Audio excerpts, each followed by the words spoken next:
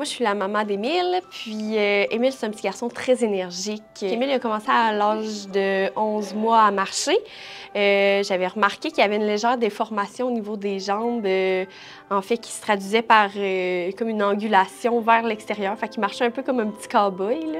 Émile a un varus, en fait, au niveau des jambes, donc il a les jambes un petit peu en forme de C. Il y a une partie quand même de ça qui est normale, donc il va y avoir une évolution naturelle de la forme des jambes de l'enfant. On s'inquiète plus quand il y a des raideurs associées à ça.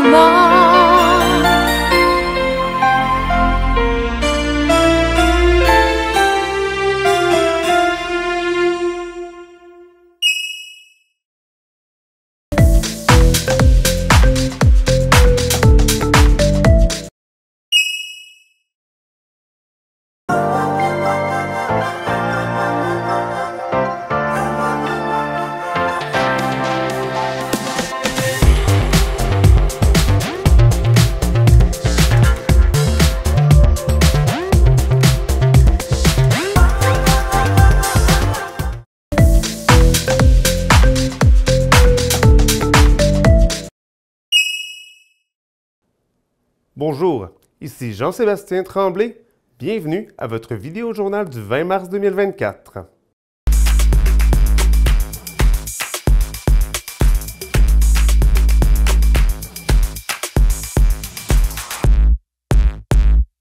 De quoi tu me parles cette semaine? Oui, écoute, c'est un sujet qui est quand même assez choquant cette semaine-là, qui est le sujet là, de l'article principal à la une. En fait, on parle de l'alcool au volant. En fait, grâce à une demande d'accès à l'information, j'ai été capable d'obtenir le montant des indemnités versées par la SAAQ aux victimes de l'alcool au volant. Et ce chiffre s'élève à plus d'1 million de dollars. On a le droit à tout plein de petits kiosques là, avec toutes sortes de choses à vendre. C'est vraiment adorable, honnêtement, de voir les jeunes nous parler de leurs produits. C'est vraiment quelque chose à vivre une fois. Là. Donc, c'est ça, on s'est rendu, moi et notre technicien Cyril Roger, là, à la Journée des petits entrepreneurs. On a justement un reportage à vous présenter. On vous en montre un extrait maintenant. C'est une journée nationale, en fait, qui touche partout, qui se fait partout au Québec. Et c'est pour les jeunes de 5 à 17 ans qui souhaitent avoir un projet d'entreprise. Donc, en fait, ça part généralement de leurs intérêts, de leurs passions.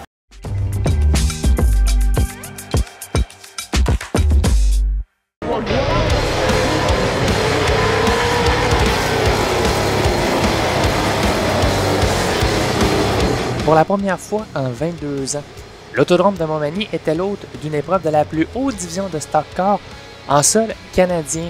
Il rejoint ici le seul autre pilote à avoir réussi l'exploit, soit Scott Stickley à la fin des années 2000, début 2010. Je remercie les fans de toute la saison, la belle saison qu'on a eue. On a remporté 4 victoires.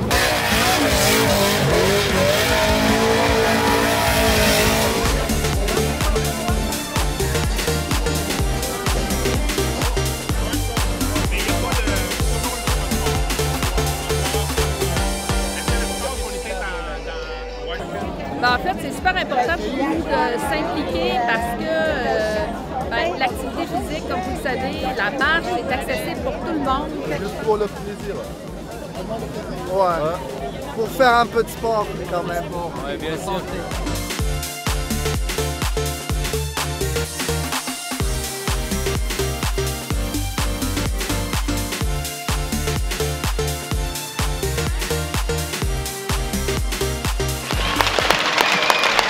Devant un aréna bondé le 19 janvier dernier, l'organisation du Décor Mercier de Montmagny a procédé à une cérémonie protocolaire pour officialiser le retrait du chandail numéro 87, celui du capitaine Tommy Groslot. Malgré son état de santé fragilisé, Tommy Groslot a été en mesure d'assister à cet hommage, entouré de sa famille, de ses amis et de ses anciens coéquipiers. Tommy aurait laissé sa marque dans la région dans les 20 dernières années, alors qu'il a évolué au sein des Sentinelles de Montmagny, puis au sein du Décor Mercier, en plus d'avoir participé à la série Montréal-Québec.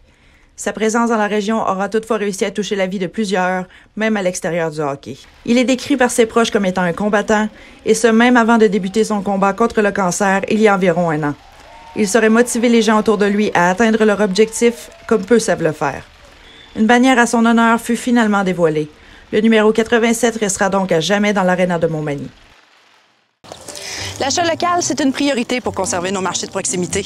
Selon la FCEI, savez-vous que pour chaque dollar dépensé localement, 66 sous demeurent dans l'économie ici en Montmagny-Lillet? Avec cette série, ce qu'on souhaite, c'est de créer l'habitude de faire des achats locaux. C'est pourquoi nous sommes allés à la rencontre de différents producteurs de la région. Nous vous présentons aujourd'hui les trésors cachés de Montmagny-Lillet.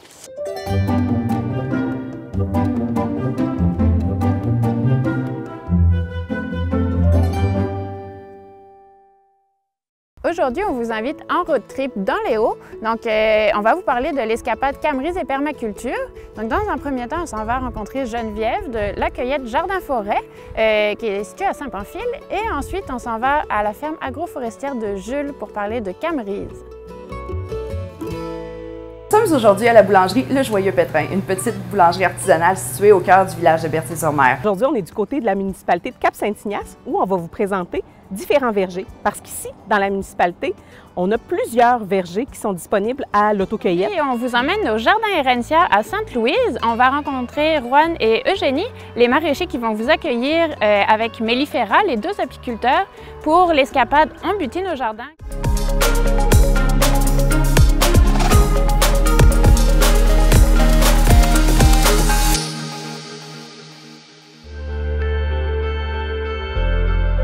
On pense toujours qu'il va y avoir un sauveur, puis que ça va se poursuivre et on essaie de comprendre les raisons. Quand la décision était prise par souci de respect des employés de faire une annonce tôt, ça leur permettait de prévoir d'avance.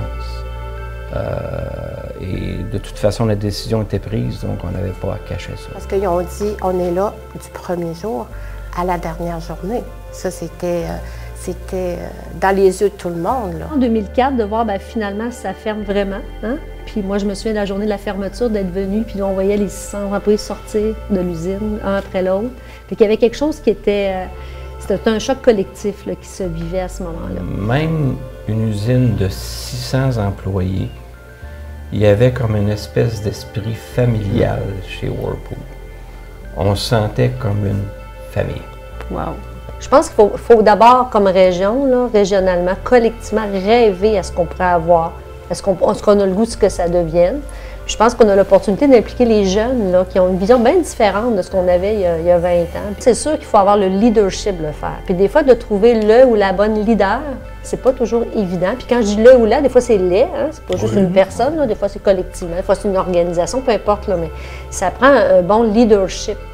Puis ensuite, il faut que tout le monde se sente concerné. Fait qu'il faut convaincre les gens d'embarquer dans tout ça.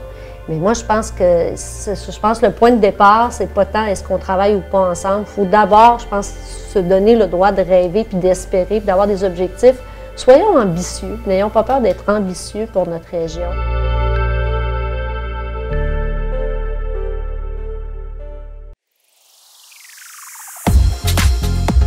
L'équipe de Loi Blanche demeure toujours près de vous. Il y a plusieurs façons de nous suivre. Notre journal papier est distribué chaque semaine directement aux portes dans les plus grandes municipalités de notre territoire.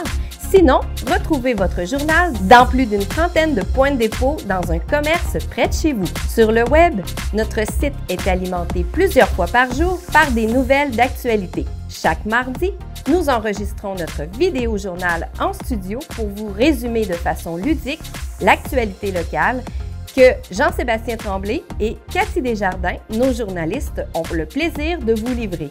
Enfin, pour rester encore plus près de vous, il vous faut absolument télécharger notre application mobile Loi Blanche.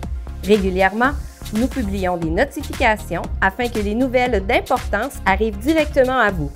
De cette façon, nous vous tenons informés des dernières nouvelles à ne pas manquer. Merci de nous suivre.